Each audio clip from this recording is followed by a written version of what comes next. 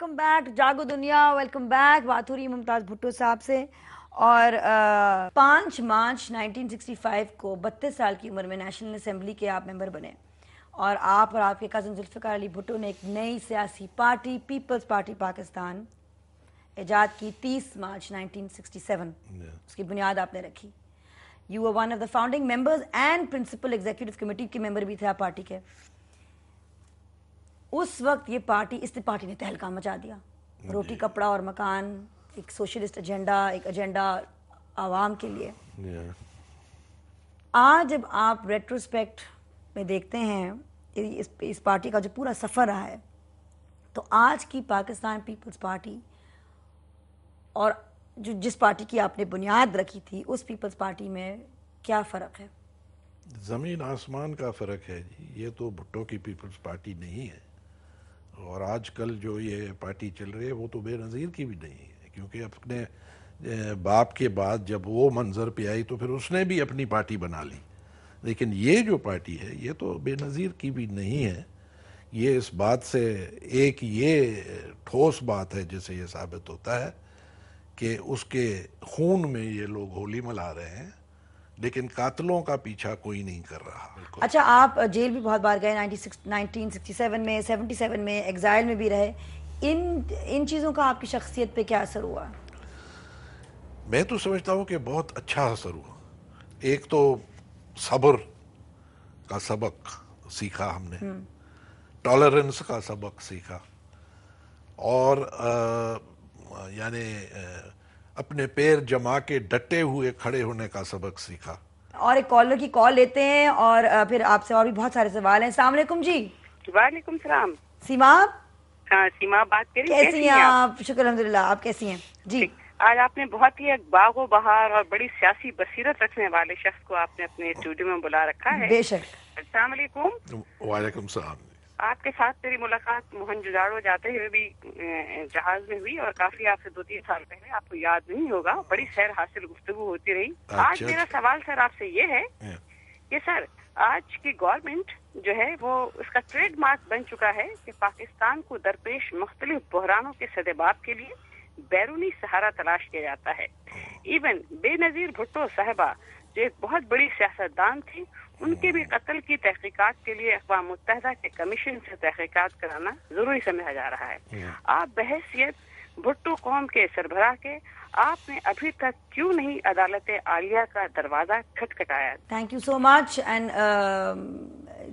جی میں نے بہت زور سے عدالت کا دروازہ کھٹکھٹایا ہے. میں نے پٹیشن داخل کی ہے چیف جسٹس آف پاکستان کو ڈائریکٹلی، اور وہ اس کے پاس پہنچ گئی ہے. اس نے اس کو دیکھا ہے. اب آگے کچھ کرنا ان کے اختیارات کی بات ہے. اور نہ صرف یہ، لیکن میں نے جو یہ ٹیم آئی ہوئی ہے اقوام متحدہ کی، جو کچھ نہیں کرے گی. یہ تو اس خون کو ڈبونے کی، اس کو دفن کرنے کی اس واقعے کی حرکت ہے. لیکن ان کو بھی میں نے وہی پٹیشن جو میں نے چیف جسٹس کو بھیجی ہے، جس میں میرے بہت سے شک و شبہ اور خدشات درج ہیں، اور کچھ مواد بھی ہے جو میں نے اس کے ساتھ اٹیچ کیا ہے. اس کی کاپی 16 تاریخ کو بھیجی.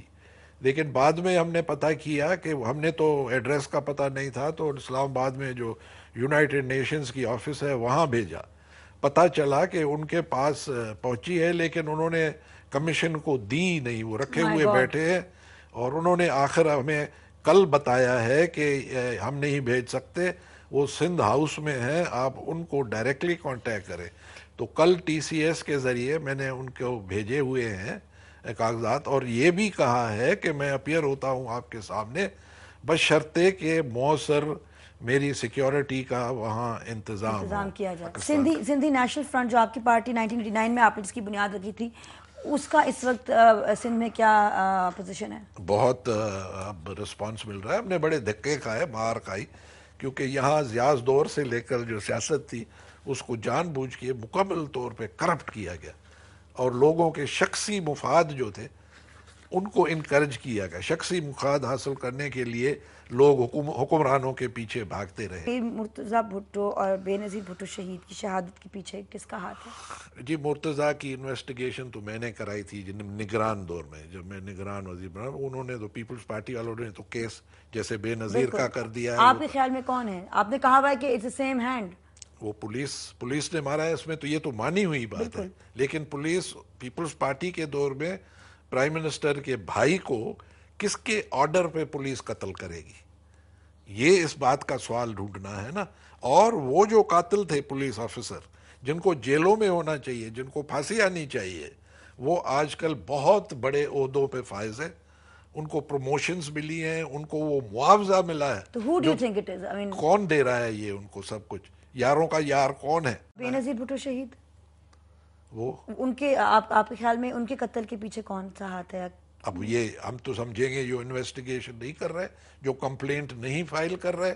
انہی کا اور ہاتھ ہے. اب بالکل کیوں چھپا رہے ہیں کرمنلز کو؟ اور دوسری بات یہ بھی ہے کہ جب کسی بھی قتل میں مجرم سامنے نہ ہو تو انویسٹیگیشن شروع ہوتی ہے اس نقطے پہ کہ سب سے زیادہ فائدہ کس کو پہنچا. وہاں سے انویسٹیگیشن شروع ہوتی ہے. اب آپ بتائیں، کوئی بھی بتائے کہ سب سے زیادہ فائدہ کس کو پہنچا ہے. اتنے آپ نے صدمے دیکھے ہیں، مطلب آپ کی فیملی میں اتنی شہادتیں ہوئی ہیں، سب سے گہرا صدمہ کس کا رہا ہے؟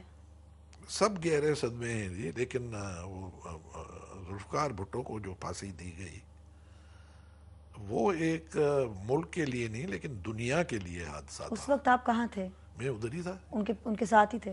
ہاں نہیں، اندر تو نہیں آخری لمحوں میں. لیکن میں تو دیکھے نا وہ جب ان کو پہلے سنا تھا، کیونکہ میں نے پڑھ رہی تھی کہ کافی برے حالات میں تھے وہ آخری دنوں میں.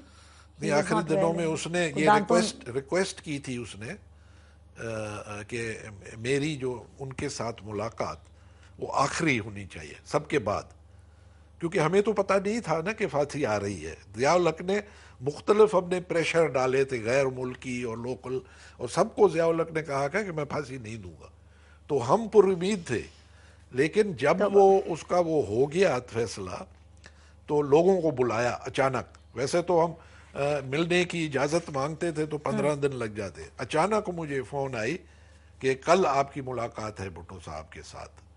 تو میں تھوڑا حیران تو ہوا، لیکن وہ نصرت کی ہوئی، بے نظیر کی ہوئی، ان کی ہوئی.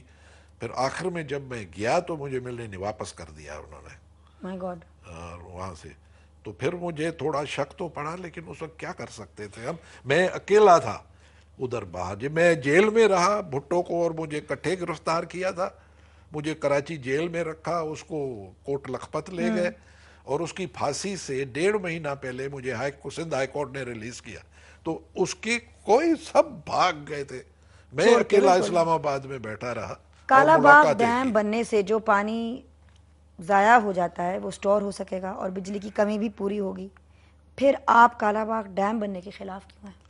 اس لیے کہ سندھ پھر وہی ریگستان بن جائے گا جو انگریزوں سے پہلے سکھر براج پہلے سے. تو کوئی ایسا صورتحال نہیں ہو سکتا پیدا کہ سندھ بھی ریگستان نہ بنے، ایسے پانی تقسیم کیا جائے کہ؟ وہ ہے، بالکل ہے. اور بہت پہلے جب میں چیف منسٹر تھا 71-72 میں، تو میں نے یہ کام شروع کیا تھا ڈیم بنانے کا. سندھ میں ڈیمز بنے. یہ سب سے ڈاؤن سٹریم ہے. تو بجلی سندھ سے ہی آئے پھر؟ بالکل آئے گی. پانی بھی یہاں سیو ہوگا، اور جو لوکل ڈیمز سندھ کو پانی دے گی اس کے مطابق اوپر جو پانی ہے وہ استعمال ہوگا. لیکن یہ تو کوئی کرتا ہی نہیں. وہ اقتدار کا مسئلہ ہے نا. they all want control over, I suppose, the thing. that's what I سمجھ میں تو یہی آتا ہے. اچھا، میں کچھ لفظ آپ کو بولوں گی، ان جو پہلا خیال آتا ہے بتائیے گا. محبت، گہری. علم، گہرا. عورت، مرد. حسن، واہ واہ واہ واہ. شادی، توبہ. ممتاز صاحب. سندھ، آزاد. بھٹو، تحفظ.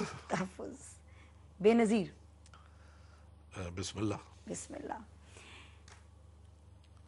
سب سے زیادہ خوشی آج کس چیز سے ملتی ہے، امید کس چیز سے ملتی ہے آپ کو پاکستان کے حوالے سے؟ یہ کہ لوگ اب مار کھا کے، بہت بڑی مار کھا کے، اب सीधी राह पर आने मुमताज लगे। भुट्टो साहब, आपके आने का बहुत शुक्रिया। मेहरबानी जी। आप एक ज़ख़ीरा हैं, there so much to learn from you. और अभी हम बात कर रहे थे कि इंशाल्लाह ताला इस प्रोग्राम का पार्ट 2 ज़रूर होगा, मुमताज़ भुट्टो साहब के घर में जाके होगा, क्योंकि बहुत सारी तस्वीरें हैं, बहुत सारी चीज़ें हैं जो आप शेयर कर सकते हैं आवाम के साथ, हमारे साथ। और एक मैंने गाना निकाला था भुट्टो साहब के लिए, मैंने सुना था कि आपको जैज़ म्यूज़िक पसंद है, मुझे भी जैज़ म्यूज़िक बहुत पसंद है, तो वो गाना लगा दीजिए। So we will enjoy the music, नाज़रीन। Thank you so much again, sir, for being with us. और याद रखें, पाकिस्तान जिंदाबाद।